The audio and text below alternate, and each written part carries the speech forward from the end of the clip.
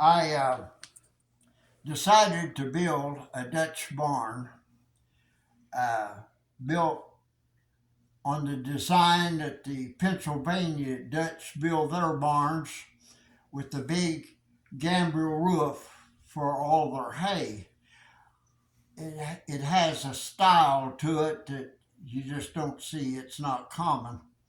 But I wasn't a carpenter, and I had no tools hardly at all. I had two Bloomfield jacks, an old orange truck, and an old beat up trailer, and a hammer and a skill saw. That was my start out. And I had got obsessed with the thoughts of building a beautiful barn that would upgrade the property instead of downgrading it. People in that area had started building nice homes, and the only building you could get for storage was the little ones that you screwed together out at the Target stores or whatever stores carried them. Sears. And there was no real nice portable wood type storage barn.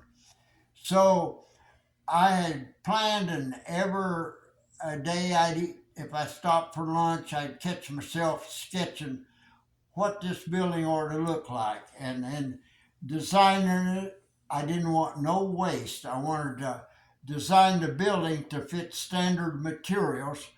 And true enough, when I get done, you could carry the waste from a 12 by 16 in one arm. There's just hardly no waste. And so the first building I built was horrible. It was an 8 by 16, and I put a metal roof on it, and the metal one side I went to try to bend over the hip, and it didn't bend even, and the other side I had it cut and lapped, so it didn't even match the two sides, and I was ashamed of it, but I still was going to build them. And a man from Nolensville passed and seen it, and wanted to know what it was. And I told him, and he said, "I want to buy it." He said, "What do you take for it?" An 8 by 16, $350 delivered. And so I thought, now I can do better. So the next building was an 8 by 16, but it had a shingle roof on plywood, and it looked a lot better. But it was far from being what I wanted. So every building that I built, I get back and look at it after I got it done, and I think, where this angle is, how should this one be, and how should that one be? It wasn't just what I had dreamed about.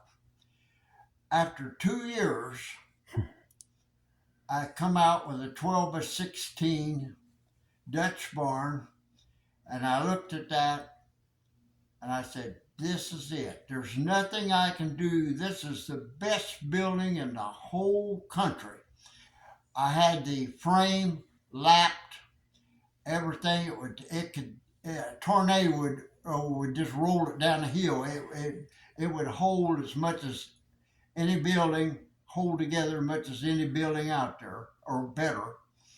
And that building took off, and we sold.